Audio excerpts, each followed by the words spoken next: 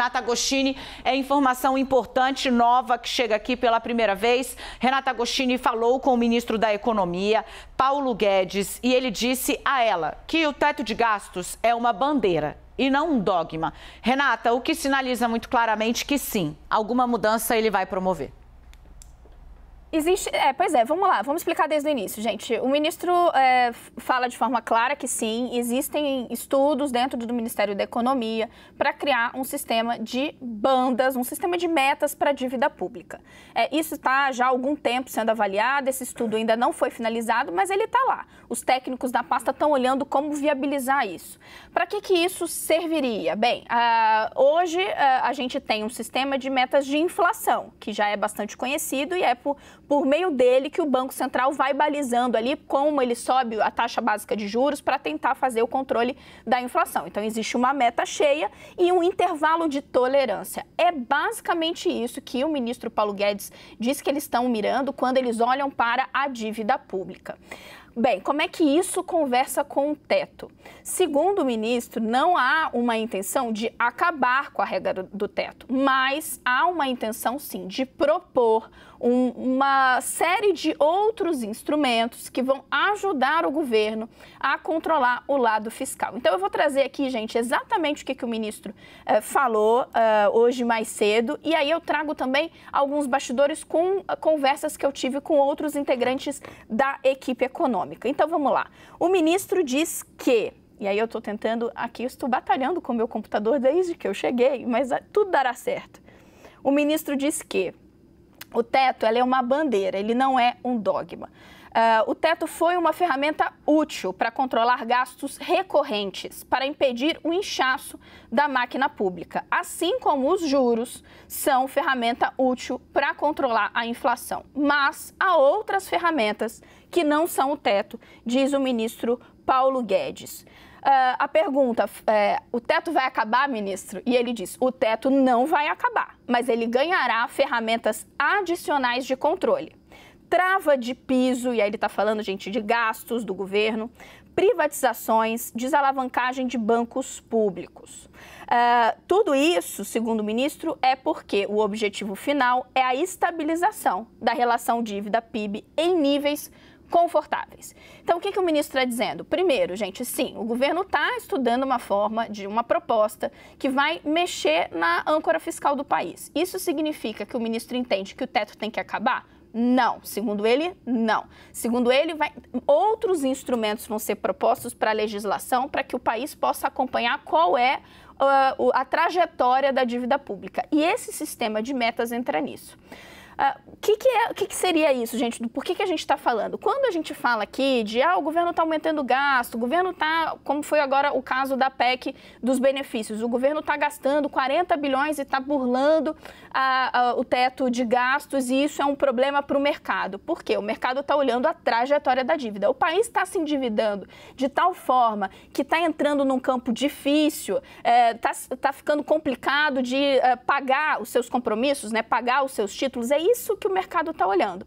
E quando o ministro diz, a gente quer deixar uma regra clara que possa ser uma meta para essa dívida e isso não vai contar só com os instrumentos atuais, que no caso é o superávit primário, ele está dizendo que essa meta traçada para a dívida pública, ela vai ter uma tolerância e ela vai contar, por exemplo, com o dinheiro da venda de estatais, com o dinheiro que o governo pega de volta de bancos públicos, por exemplo. E tudo isso, segundo ele, forma o que seria esse novo arcabouço fiscal. Dani. Gente, é muito importante, é muita informação. Isso mexe com o mercado financeiro, isso mexe com os ânimos dos investidores. E isso é claramente uma resposta. O governo Bolsonaro não pode ser mais apontado pelo PIB como o governo que vai manter a âncora fiscal do Brasil tal qual ela está nos últimos anos, mais efetivamente desde 2016, quando Dilma Rousseff cai, é empichada e é alçado ao posto de presidente o Michel Temer e de ministro da Fazenda, Henrique Meirelles. A âncora fiscal do Brasil vai mudar. Não dá mais para o PIB dizer que ficará a cargo do governo Bolsonaro e da campanha à reeleição do presidente Bolsonaro garantir a manutenção da âncora fiscal do país tal qual ela está hoje. Ponto. Isso é importante frisar porque há uma grita generalizada de uma parte dos operadores do mercado financeiro, sempre que esse mesmo discurso de teto de gastos, e nesse caso é um discurso que vai além, sendo muito honesta, né, sendo correta aqui, porque o ex-presidente Lula disse que vai acabar com o teto e que vai manter outras ferramentas para ficar na mesma expressão utilizada pelo ministro, para garantir que a proporção dívida-PIB, ou seja, riquezas de um lado e quanto o Brasil deve do outro, que essa proporção não vai se desbalancear. O teto não será usado, diz o PT. O teto será mudado, diz o ministro Paulo Guedes para Renata Agostini. Ele também falou com a Adriana Fernandes, eu quero fazer justiça aqui, porque a Adriana, uma colega nossa, jornalista excepcional de economia, e o ministro Paulo Guedes escolheu, na minha opinião, as duas maiores aqui do Brasil para fazer essa comunicação que é importante para o mercado.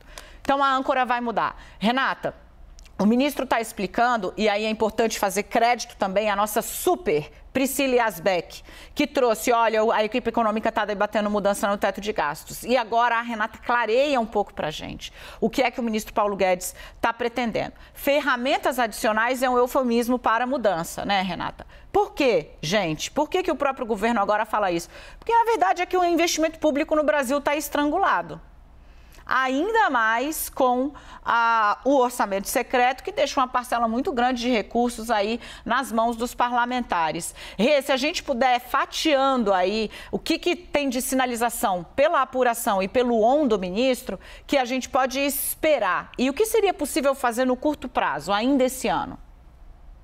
Pois é, vamos por partes. Primeiro, existe, me parece, diferenças importantes nesse momento. Sim, existe um debate e esses estudos sobre esse novo sistema de metas da dívida pública, ele já acontece há bastante tempo na equipe econômica e parte da motivação, são duas motivações. Uma é que os técnicos da economia entendem que há uma pressão grande e recorrente por, sim, rever o teto de gastos. Nesse governo, já houve, lembra, gente, o Congresso debateu uma antecipação de regras, houve aquela mudança no intervalo em que se media a inflação, ou seja, na conta que incidiria sobre o teto, já teve uma série de, não só mudanças no teto, como burlas à regra do teto. Então, os técnicos da economia estavam vendo, olha, a gente precisa introduzir um debate. O segundo aspecto é, o ministro da Economia, Paulo Guedes, de fato, já fala há bastante tempo e já encaminhou propostas ao Congresso de se criar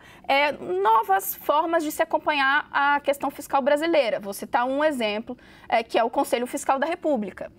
Isso não andou para frente. Essas propostas foram encaminhadas, o ministro chegou a falar sobre várias vezes sobre isso, isso não aconteceu. Então, já havia dentro do governo um debate sobre como aumentar as formas de se acompanhar o desempenho das contas públicas. Segundo aspecto, então, se sabemos que existe uma pressão para mudar o teto, o que a gente tem nesse momento é a campanha, sim, do PT e o ex-presidente Lula falando abertamente, o teto não existirá mais.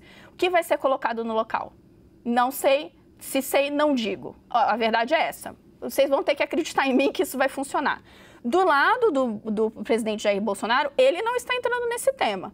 O que está acontecendo é, uma vez que a imprensa entendeu e começou a relatar que esse projeto está em estudo, o ministro, então, vem a público esclarecer. Não se trata de derrubar o teto, se trata de propor outras formas também de acompanhar a dívida pública. E isso faz diferença. Isso quer dizer que não tem impacto no teto que o ministro está dizendo? Não.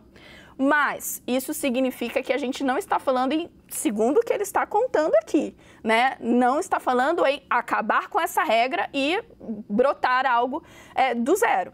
Quando ele fala, acredito que, primeiro, não se trata de acabar com a regra do teto, mas vai ter outras coisas entram. E ele está dizendo, por exemplo, a gente vai começar a considerar também como uma influência para a nossa meta da dívida pública. O que a gente vai vender de estatais ou o que a gente vai trazer para o governo federal dos bancos públicos, ele está pegando algo que ele já está tentando fazer na prática, porque a gente viu ele usando ali a equipe econômica usando a engenharia de tirar dinheiro de estatais e usar a venda da Eletrobras para custear aquele pacotaço de benefícios sociais. Então, na prática, isso é algo que já estava ali na cabeça dele. O sistema de metas para a dívida pública, que é o que eles estão estudando, ele, de fato, seria algo inovador, que não se tem na prática. Ou seja, a gente só tem isso para metas de inflação. E aí, como é que funcionaria, gente? Olha, hoje a gente tem, para vocês entenderem, a nossa dívida pública, a relação dívida pública e PIB, ela está ao redor de 78%.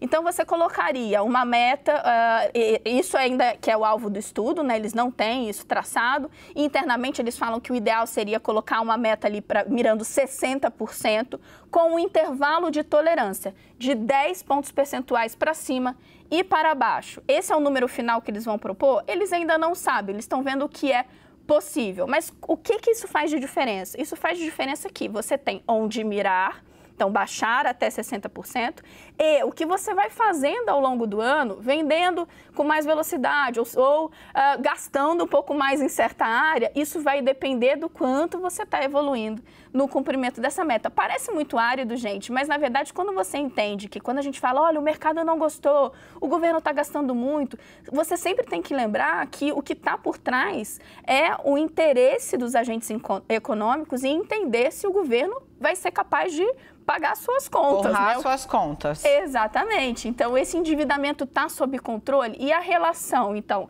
da dívida total com a economia, né, com o desempenho do PIB, ele é um indicador fundamental. Por isso, se colocou isso na mesa. Agora, Dani, para arrematar e te devolver, quando? Não antes da eleição, a gente vai ver essa história. E aí esse é um bastidor importante da gente entender. A ideia tanto da economia quanto da campanha do presidente Jair Bolsonaro não era entrar nesse tema. Isso não é um tema que... primeiro que o detalhamento disso pode, inclusive, causar ali suscetibilidades com a parte política. Então, isso é algo para depois. É algo para ser apresentado, detalhado e, eventualmente, encaminhado para depois da eleição. Sensacional, gente, muito bom o time da política e da economia da CNN trazendo todos os detalhes. Priscila Yazbek no Live CNN trouxe ali a discussão. Hoje a Renata Agostini avança, traz a fala do ministro com os detalhes, o que você deve esperar. A informação, essa sim, mexe com o preço do pãozinho e a gente traz para vocês aqui na CNN ao longo de toda a programação. Rê, obrigada.